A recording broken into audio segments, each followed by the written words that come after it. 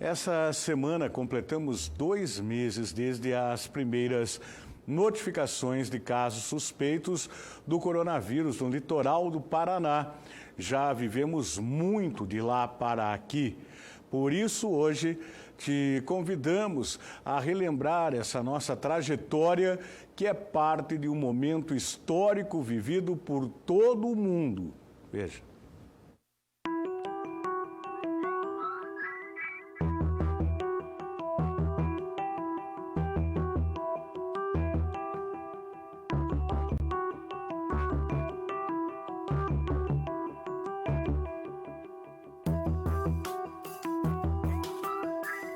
Era 28 de fevereiro quando a CESA divulgava o primeiro boletim oficial do coronavírus no Paraná.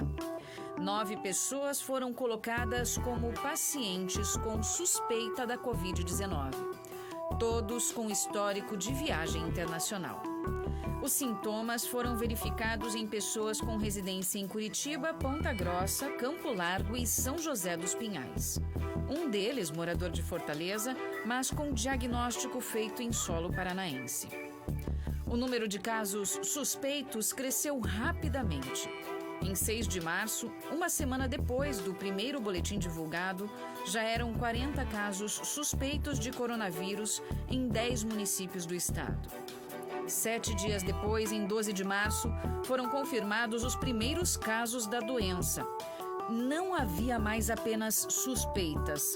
A doença, que segundo os jornais já levava os italianos a enfrentarem dificuldades para coletar os corpos dos doentes mortos em casa, confirmava presença em Curitiba e Cianorte. Mesmo sem haver registros em Paranaguá, a prefeitura da cidade anunciou ações de enfrentamento. Um ofício circular divulgou medidas de prevenção à doença em todas as escolas do município. O hospital regional, sediado na cidade, foi escolhido como ponto de referência para o tratamento aos pacientes em todo o litoral. Autoridades de saúde definiram que qualquer paciente suspeito com necessidade de internamento seria imediatamente encaminhado à casa hospitalar.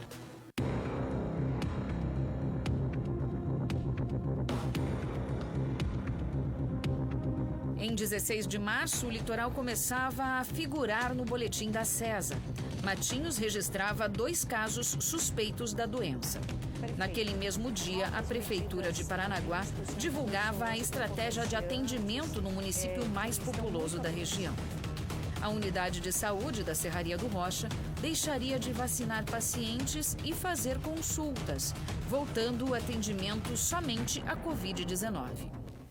Idosos e imunodeprimidos foram desaconselhados a frequentar todas as unidades de saúde e se estabeleceu a entrega de medicamentos de forma domiciliar a esses públicos. A primeira medida de isolamento social passou a vigorar em 17 de março. Um decreto suspendeu as aulas da rede municipal pelo período inicial de 15 dias. Também foram suspensos os eventos com mais de 50 pessoas. Para bares e restaurantes, ficou recomendada a distância de 2 metros entre as mesas. Servidores municipais do grupo de risco foram afastados de suas atividades.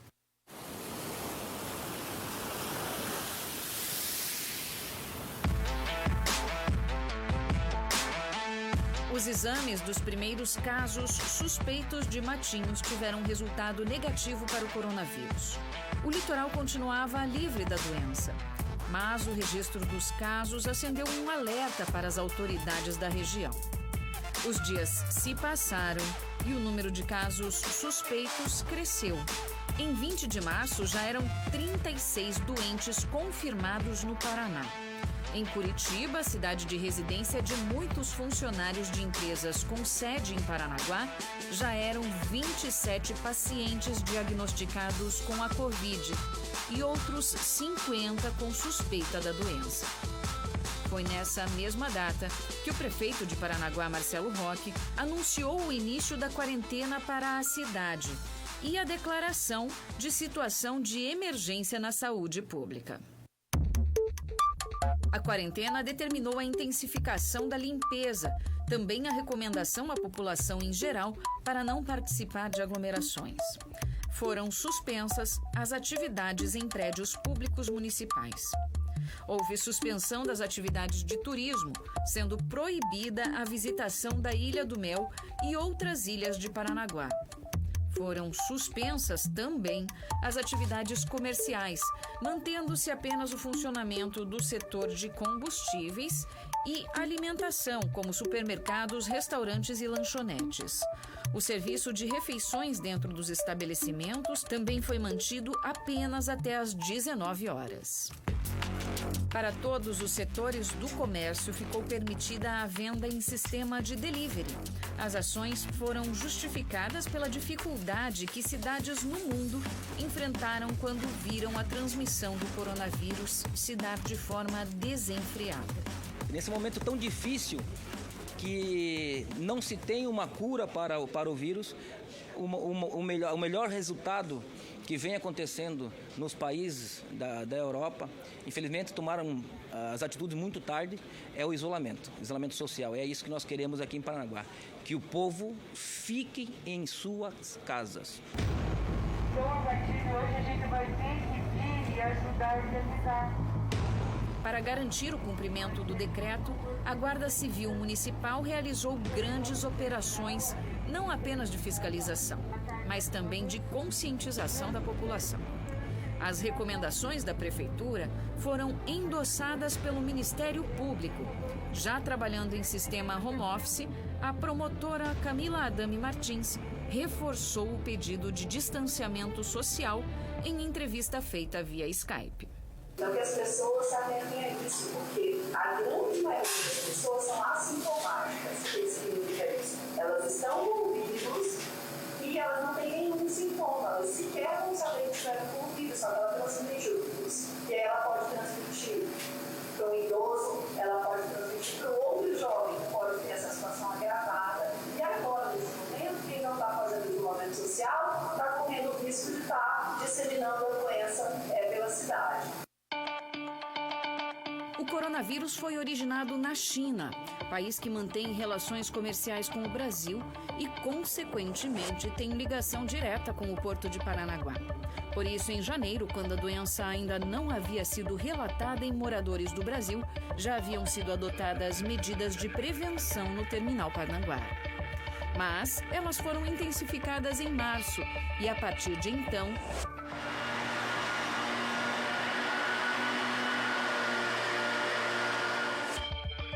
todos passaram a reforçar hábitos de higiene e cuidados com a saúde, mesmo com a falta de oferta de produtos no comércio. A equipe toda do Porto, isso mérito de toda a equipe, toda a diretoria se reuniu e outras medidas foram adotadas, inclusive nesse caso específico na entrada do Pátio Dom Pedro, do OGMO, o apoio do OGMO, as ideias trazidas aí pelo OGMO, pelos sindicatos, e instalamos alguns lavatórios de mãos e pés para que quem acesse ou saia da faixa portuária pelo edifício Dom Pedro, ele tenha uma possibilidade de higienização das mãos.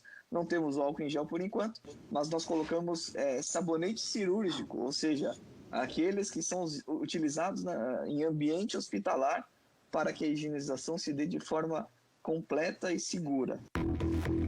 Os dias passaram e as recomendações da Prefeitura receberam pequenas alterações. As notificações de casos suspeitos levavam alguns dias para o laudo definitivo. Em Paranaguá, no dia 27 de março, foi iniciada a desinfecção de espaços públicos.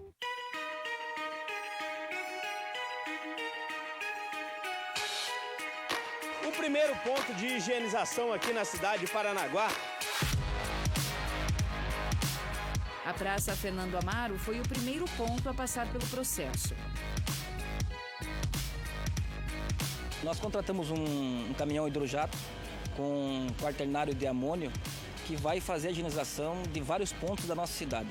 Por que começamos aqui na Praça Fernando Amaro? É onde as lotéricas estão abertas, os bancos estão abertos e onde tem o maior número de pessoas. Partindo daqui, nós vamos para a Ilha do Valadares, né, na ponte, que passa também quase que diariamente mais de 20 mil pessoas naquele local. E assim vamos fazer gradativamente em toda a cidade Há possibilidade de contratar mais equipamentos para que se faça em vários pontos, então esse é o trabalho que nós estamos fazendo. No dia 30 de março, dada a dificuldade de manter as ruas vazias, o prefeito Marcelo Roque assinou o decreto de número 1934. Ficou estabelecido o toque de recolher no município a partir de 8 horas da noite até às 6 horas da manhã. O decreto número 1934 exemplifica setores que poderão ter circulação permitida. Serviços na área de saúde, segurança, assistência social, delivery de alimentos, trabalhadores portuários que estejam em turno de serviço e funcionários de empresas privadas que estejam trabalhando no período noturno. No mesmo dia da assinatura do decreto, foi confirmado o primeiro caso de coronavírus no litoral. O homem de 31 anos, com histórico de viagem internacional, já estava internado no hospital regional quando recebeu a confirmação da Covid-19. O paciente foi atendido na nossa sala de isolamento do lado de fora da UPA, não entrou. Da sala de isolamento, ele partiu exatamente para o isolamento do paciente para ser medicado. Imediatamente, o paciente foi transferido para o Hospital Regional do Litoral, que é onde é a nossa referência hoje. Chegou com sintomas estáveis, foi transferido de SAMU, Bravo, e ficamos aguardando de quarta-feira, do dia 25 até hoje, apreensivos, né? Sabendo que tinha um histórico, era uma suspeita que poderia positivar devido ao histórico de viagem de tão pouco, de recente, né? De tão pouco tempo. Passados 3 dias, em 2 de abril, foi confirmado também o primeiro caso de coronavírus em Paranaguá. A paciente, uma mulher de 48 anos, teve resultado confirmado depois de voltar de viagem do exterior. Ela chegou em Curitiba, onde permaneceu para cumprir quarentena. Mas o caso foi computado para Paranaguá, porque se estabeleceu que os pacientes teriam os resultados confirmados nas cidades de residência. Naquele momento, entre as autoridades de saúde, a única unanimidade era o isolamento social, porque a respeito da doença, as incertezas eram muitas. Como que eles estão reagindo? O comportamento biológico do vírus é completamente diferente aqui do que na Europa, do que nos Estados Unidos. As cifras estão ali mostrando uma taxa de letalidade, porém uma taxa de cura também, diferente de um país para outro, de um continente para outro. Estamos engatinhando. As drogas que estão se propondo para tratamento ainda estão em fase de teste, são recomendações apenas com indicação compassiva, ou seja, apenas mais uma coisa a fazer, além do tratamento, suporte ventilatório, tudo que tem que ser feito do ponto de vista de atendimento médico, hospitalar, mas muitas dúvidas, muitas perguntas não tem só resposta. Hoje a gente acha uma coisa, amanhã com certeza vai ser outra. Talvez no ano que vem eu possa responder algumas coisas melhor.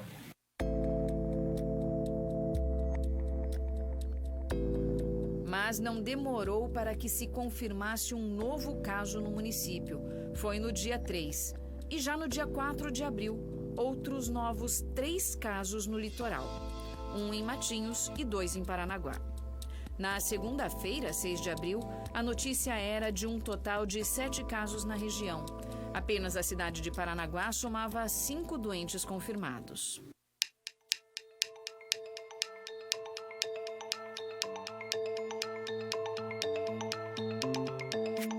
A essa altura de todo o histórico do enfrentamento do coronavírus em Paranaguá, os comerciantes sentiram bastante os efeitos da pandemia.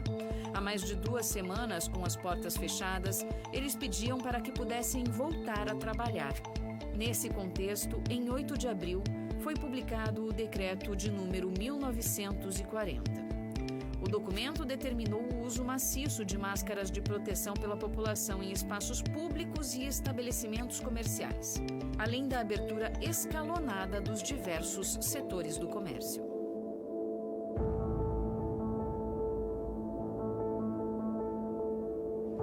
No mesmo dia do anúncio do novo decreto, foi confirmado o primeiro óbito no litoral. Risoaldo Severino de Moura, empresário popularmente conhecido como Riso, de 63 anos, contraiu o coronavírus durante um cruzeiro. Na tarde desta quarta-feira, a filha do seu Risualdo postou uma foto em uma rede social onde fazia uma homenagem ao pai. Na publicação, ela dizia que perdeu seu melhor sorriso, o cara que ela mais idolatrava na vida. Na mesma publicação, centenas de pessoas demonstravam solidariedade à família e também o sentimento de terem perdido um amigo. Todos queriam expressar de alguma maneira a dor da perda, e as redes sociais foi o principal canal das homenagens. No dia seguinte, 9 de abril, mais uma morte confirmada. A vítima, um homem de 47 anos, morador da Colônia Pereira. Apesar de morar em Paranaguá, Davis de Souza Guedes trabalhava em Matinhos. Era funcionário da prefeitura. Foi infectado pelo coronavírus em viagem internacional.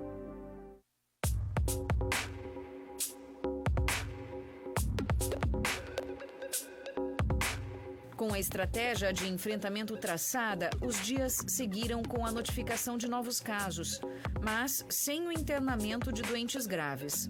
Atualmente, na semana em que vamos completar 2 meses desde os primeiros casos notificados no litoral, temos investimentos em andamento no setor de saúde. O Hospital Regional vive a ampliação da rede hospitalar.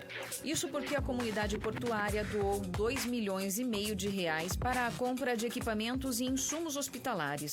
A Justiça Federal também fez doações. Como a taxa maior de busca pela assistência hospitalar, daquilo que a gente tem visto no Brasil e no mundo, é que 20% das pessoas que forem infectadas vão ter uma necessidade de cuidado hospitalar intermediário. E 6% apenas precisariam de UTI. Então, essa unidade aqui, nós estamos no primeiro tempo organizando ela como cuidado intermediário. Então, isso fez uma diferença enorme. Com certeza, se não houvesse ajuda tanto do Poder Judiciário Federal como dos empresários, nós não estaríamos nessa sala aqui agora com mais 21 leitos sendo preparados para estruturar. Isso eu não tenho dúvida nenhuma. A pedido da Primeira Regional de Saúde, foi elaborado um plano B caso a quantidade de pessoas infectadas com o Covid-19 seja muito grande. O hospital trabalha com a possibilidade de antecipar a entrega da maternidade no prédio anexo, transferindo para cá o atendimento das gestantes. Assim, seria possível criar 30 novos leitos para pacientes com coronavírus, onde hoje funciona a maternidade. O Hospital João Paulo II também recebe melhorias. A unidade deve servir para o atendimento de pacientes no caso do aumento expressivo do número de internamentos por coronavírus. Vamos deixar esse espaço apto, porque nós não sabemos o que teremos pela frente. Nós temos que prever isso, né? Todos os estados estão fazendo isso, os municípios, aqui em Paranaguá não é diferente, né? A nossa preocupação como gestor público no dia a dia é muito grande, então o João Paulo II vai servir também de uma união, assim que posso dizer, do Hospital Regional, da Primeira Regional de Saúde, da saúde do município, não só aqui no João Paulo II, também estamos adequando um espaço lá na UPA e também ao lado a Baduca também vai servir também de referência ao combate ao coronavírus. Além das iniciativas do poder público, a pandemia tem nos mostrado o quanto o brasileiro é solidário. Grupos se uniram para arrecadar alimentos, produtos de higiene e confeccionar máscaras. Por dia, a Cibele confecciona em média 50 máscaras de proteção individual. E quando chega ao anoitecer, já não sobra nenhuma aqui no varal. Todo dia de manhã a gente coloca, à tarde coloca, às vezes coloca 2 vezes à tarde, né? E muita gente já está batendo aqui para pedir também. Eles estão abençoando a minha família. Então é maravilhoso ver que eu posso ajudar, que eu posso contribuir de alguma forma.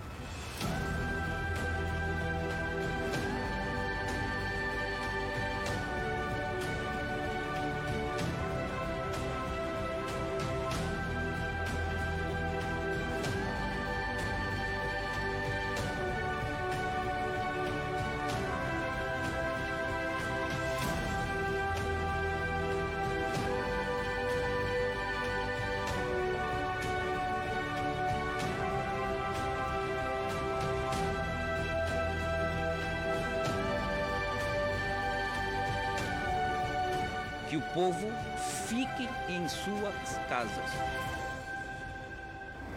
Porque é pro nosso bem mesmo, pessoal. Tá bom? Só mantenham essa distância. Muito obrigada e boa tarde. Olha, parabéns a todos que participaram desse resumo. Completo. E eu vou dizer uma coisa, esse é o resumo número 1, porque essa história continua. Talvez tenhamos aí mais 2 resumos pela frente, pelo período que as autoridades falam, ou talvez até mais.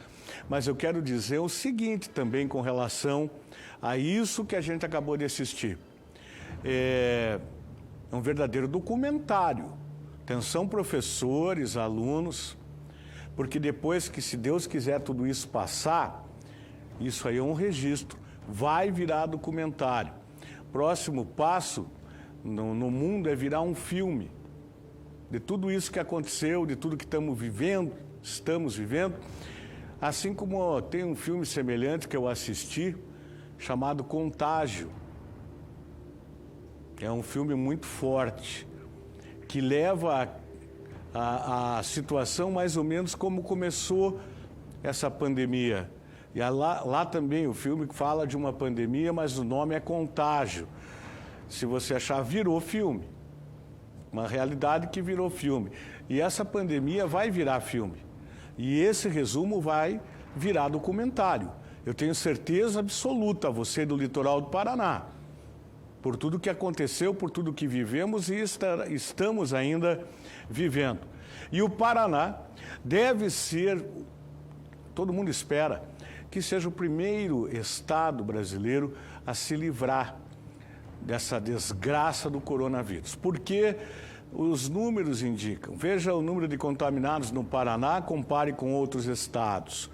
Se o povo caprichar mais ainda, em breve nós estaremos totalmente livres. Isso também se deve graças aos decretos do governo estadual, do governo municipal aqui de Paranaguá, do Ratinho Júnior, do Marcelo Roque. Agrada a uns, desagrada? Claro que desagrada. Como disse a mulher ontem, o cidadão falou, a máscara me atrapalha, mas eu uso. Claro que atrapalha. Nós não estamos acostumados, não somos médicos, dentistas, pessoal da área de saúde que usa. Mas o cidadão comum não. Então atrapalha. Claro que os decretos atrapalham, porque tira a nossa liberdade, mesmo que parcial, o direito de ir e vir. Mas é para o direito de a gente continuar vivendo em um mundo que milhares e milhares de pessoas morreram, no Brasil também. Então vamos continuar fazendo a nossa parte e o Paraná tem tudo para ser, os números apontam isso, para ser o primeiro estado a ficar livre do coronavírus. Parabéns ao governador do estado pelos decretos, pela coragem no enfrentamento. Eu sei que o Marcelo Roque também enfrenta uma pressão, mas é por aí, não tem outra saída. Os prefeitos aqui do litoral, é uma nova experiência lutando contra um inimigo desconhecido. Mas, se Deus quiser, a gente vai sair vitorioso. E o estado do Paraná, não que a gente torça contra os outros, mas o estado do Paraná está no caminho certo, o litoral do Paraná também. E eu acho que seremos, sim, o primeiro estado a se ver livre dessa pandemia. Que Deus nos abençoe e abençoe a todos, né?